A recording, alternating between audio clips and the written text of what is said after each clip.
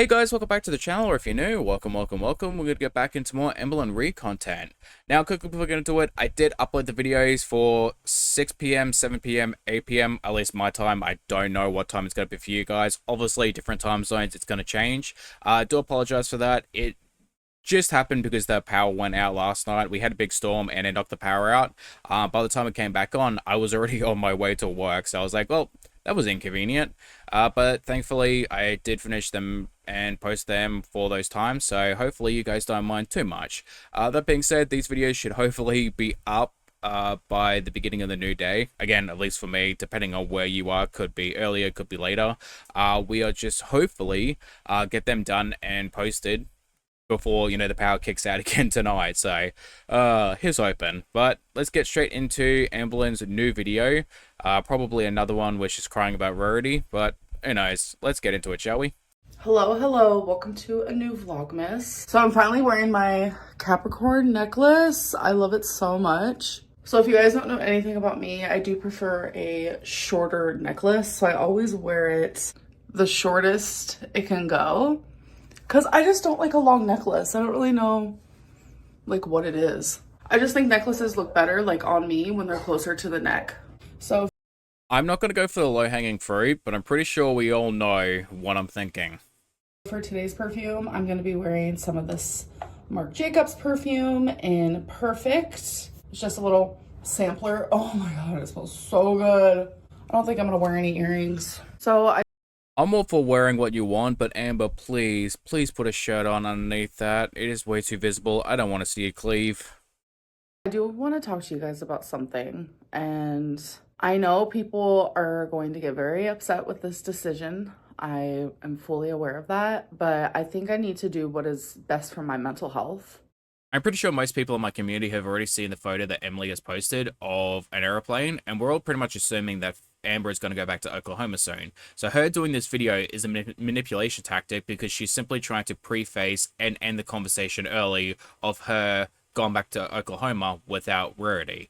And it's like she did basically nothing in order to find that cat, and like Tommy did the majority of the work, and the work that Amber did was next to nothing. It was so half-assed that she was never actually going to find Rarity. Like, it was a very low chance to begin with, but then you pair in all of the things that she did that actively impeded the search, which really just it's every avenue in which she could have done something right, she did it wrong time and time and time and time again. It's like, dude, you could have had your cat microchips, you could have had a collar on it, you could have properly trained it so that it didn't go outside or it would come back when you call it. You could have closed the door, you could have double checked the door, you could have done the posters much better, you could have a lot more time searching, because let's face it, you're in other people's comment sections, you're in other people's live streams, you're in other people's subreddits checking out what people are saying about you instead of looking for your cat. You're actively dicking around with your partner while you could be searching for your cat. So you actively impeded your own search for your own cat. And now you're using mental health as a justification and a conversation ender that now you're pissing off back to Oklahoma. Which is like, dude, that is such a shitty thing to do, because society already misrepresents and devalues mental health as is. Like, you are going to be part of the reason why so many people look at BPD, people with BPD, and go, yeah, those type of people. And I'm doing that in several different areas of my life right now, even if it is hard. And I think ultimately, sometimes there is like just this one moment where it's like the straw that broke the camel's back, or it's like the one last drop of water that overfilled the cup. And sometimes it's not even warranted, but it's just like that one thing that's like, you know what, I've just like had enough. Quite funny, isn't it, Amber? Like, when it comes to criticism, you've had enough, but when it comes to food, you never have enough of that. So for me, it's two instances, and yes, this is about my cat Rarity. First one is people comparing it to a cat that my uncle had who lived across the street from me when I was 4 years old. That was an outside cat that went missing. When people compare that, like literally I was 4, wasn't even my cat. When people compare that to Rarity, it invalidates the pain that I'm going through with Rarity.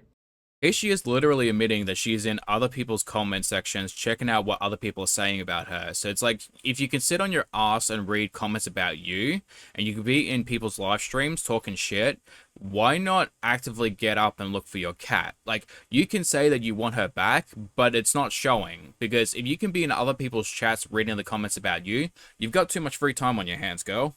Not to mention in the last video, here you are playing with the goddamn Lego Camaro, so it's like, do you really care about your cat that much? Because, like, I know for a fact if I lost my animal, I sure as hell wouldn't be, playing around with Legos until I found my dog.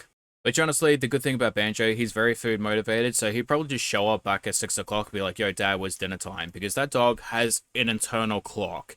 If it's 6 o'clock and I am not up filling up his bowl, he is very disappointed and he'll let me know every single time. Like, at 6 o'clock, my bowl's not full and I am very mad at you right now.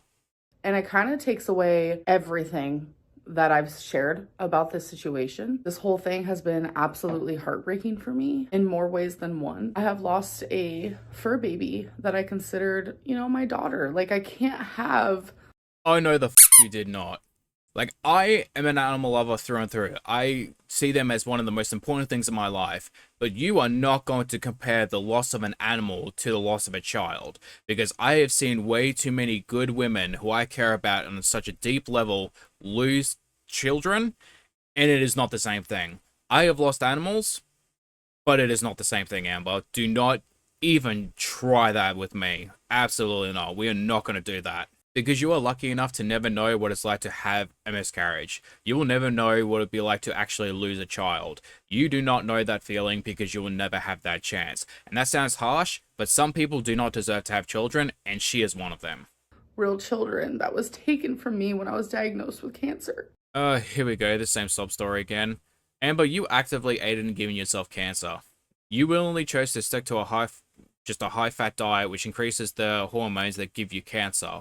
That was majority your fault. You also did not go to a gynecologist, which could have prevented you losing your, uterus. You also free bled for 2 whole years and never once decided to think it was a good idea to go to the hospital. And when you were pushed, you then placed the blame on your ex, saying it was their fault because you didn't think it was important enough for you to go to the hospital after bleeding for 2 years non-stop. My fur babies are like my kids, and I love them. Have I been perfect? No. I was never taken care of as a kid. I was never taught normal things. You know what, Amber? You're absolutely right. The fact that you're 34 and don't know how to close and lock a door is completely on the fact that your mother did not put down the drugs and teach you how to close and lock the door as a child. It's all her fault. So when I started raising 3 fur babies of my own, that was a big change for me. Oh my god, she is actively trying to pull the single mom card. Dude, you are not a single mom. You're not even close to be a single mom.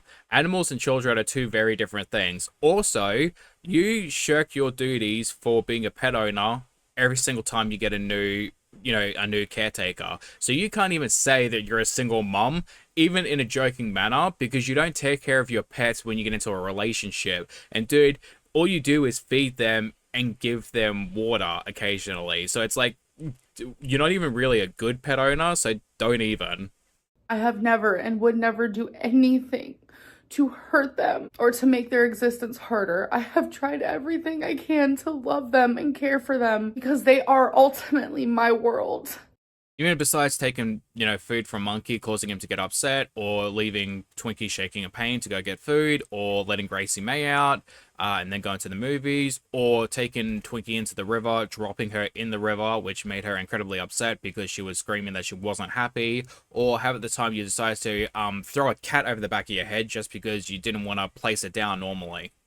And I love them so fucking much. Like, you guys have no idea. Like, I think that's why this bothers me so much, is because they're like one part of me that has been constant. They're my family. They're like truly my family. And they've been my constant for like 8 years now. Like 8 to 9 years. I look at them as if like they're parts of my heart that is just like up and walking around. They're truly everything to me. So like people comparing... You know what, that actually makes a lot of sense, because the heart is part of your body, and we've seen how you treat the rest of that. My uncle's cat, that was an outside cat from when I was 4 years old, to this situation is just like a lot for me. And then the whole voicemail thing where it's like, Hey Amber, if you don't want to like hear criticism about you, do yourself a favor and stop going to other people's channels and then checking out the comments in their comment section. That is on you, girl. That is your choice. You actively seek out the hate, so you crying about it is such a first world problem. I want to show you guys that the deceased cat that the Humane Society has is not Rarity. I know there are a lot of people who genuinely care and they're like, oh my god, is that Rarity? Because a lot of you also love her too. So it's like, for those people, I wanted to put your guys' mind and heart to rest. And I didn't feel comfortable like sharing the girl's voice. So that's why I took a screenshot of the voicemail. But it's like, people are like, oh, that was probably Tommy who actually sent that voicemail, or Amberlynn probably sent it to herself. So you know what? Just one last time, just literally one last time, to prove that I'm not lying, here's the voicemail. I mean, we all know it for with Amber, it's not about putting people's minds at peace. It is simply just having an I told you so moment because she has such rare moments in which she can do that. She's got to take what she can get. Hi, this is the Oshkosh Humane Society. I'm just calling just to follow up on Rarity. I know you guys just submitted a lost cat report, and I just wanted to just confirm that this is not the same cat that did come in. I I know some people, the comments on Facebook were pretty rough. I did hide them, but I would really highly suggest not coming in. It was not a very pretty sight, but I can tell you for sure that the cat that we have has a big white blaze up its face. And then I was looking at the socks, and they weren't matching either. This one seems to have a little bit more white. But again, if you want to call and ask questions, feel free to do so. Thank you. Bye-bye. I did edit out her name because I don't think the transcript is correct when it comes to her name. So that's why I didn't like block it out or anything. But I did edit it out when she said her name because I do not want to reveal that. And I also am not showing the number or anything like that because I do consider that some form of doxing, and I am not going to do that. People always want to think that there's more to the story and that I'm lying and that this or that, and it's just become a lot. It has. So what I am deciding to do for my mental health is I am no longer going to be talking about Rarity at all. Well, people think you're lying because you are a liar. You are the boy that cried wolf. You can't complain about the label that you gave yourself. But I can promise those who love her that if she is found, I will tell you. But till then, I'm done talking about her because I just want her back. And to have to like every day defend myself is just exhausting. I'm done defending myself. I feel defeated and I feel exhausted, and it's not good for my mental health. Vlogmas has been depressing because I have been depressed. I'm literally going through a lot right now. Rarity is at the forefront of my mind, but like there are other things in my life. I don't want to like. You guys just don't understand. Rarity was such an important piece of my life, but I have other things to do, like Uber Eats, Legos, and wait for my feeder to come home and lay under my stomach. Say anything personal, but things with like my dad, my brother. And yes, my foster mom passed away, and that's hard. Like, she ultimately changed my last 2 years of high school. She became a foster parent specifically for me and my brother. Like, I loved her dearly. Like, if it wasn't for her, I don't know, like. I mean, best to leave the father and the brother out of it. I can understand you being upset about your foster mom dying because that is a hard thing. I'll give it to her. That would be a hard thing to deal with. Even if, you know, she was in your life temporarily, not for a long time, but even for 2 years, it is something that you can form a bond over. But at the same time, Amber, not really the time or place to bring it up because you're just doing more emotional manipulation. And people only see this as a way of you trying to kind of pull at some heartstrings, really, because, like, everything that you do is calculated. I graduated high school and I was able to experience college. Did I graduate? No. I ended up moving across the country and realizing criminal justice was not for me. That's what I was majoring in. And then at that point, I was like, I don't really know what I'm passionate about. So I never went back to college. But regardless, that foster mom and my foster dad literally changed my life. Like, I still remember in college, one of my first classes I took. She has said twice now that they have done so much for her and they changed her life. But, like, what did they do other than keep her alive so that way she could be a parasite on so many other people? Like, because you jump from Casey's family to Crystal's family to Beck and Destiny to Wifey to now Emily. And, like, in between all of that, you have taken thousands of dollars, used, abused, and attacked anyone that doesn't give you what you want immediately. And even if they do, like Beck, you still treat them like utter garbage and like they were less than nothing for you. You treated them as if they were nothing more than just an object to get you what you want. So where exactly, did they change your life? Because I don't see it, and I don't think anyone else really sees it too. We had to write a 10-page essay on someone we looked up to. A lot of people chose celebrities, not gonna lie. I chose her. God, even when you're crying about someone else, you gotta stroke your own ego. First of all, I doubt that you could write 10 pages on anything other than yourself. That just doesn't exist, Amber. And two, really, did you gotta throw that in there? Well, people chose celebrities as if you don't worship a 20-year-old like she's the next coming of Jesus. Like, calm the hell down, Amber. Like, that's how much, like, she altered my life in a good and positive way. And those are just the things that I'm, like, willing to share that I'm currently going through. I don't want this Vlogmas to be depressing because I like to go back and look at old Vlogmases, and to know that this one has been just, like, miserable for me. It's just hard to wrap my head around because, like, Christmas is my favorite time of year, and it doesn't even feel like Christmas at all for me right now. I have to take the steps, even if it's hard, doing things to improve my mental health. And one of them is no longer talking about Rarity. And I'm tired of constantly trying to like defend myself, improve myself. Like, I just can't do it anymore. I can't.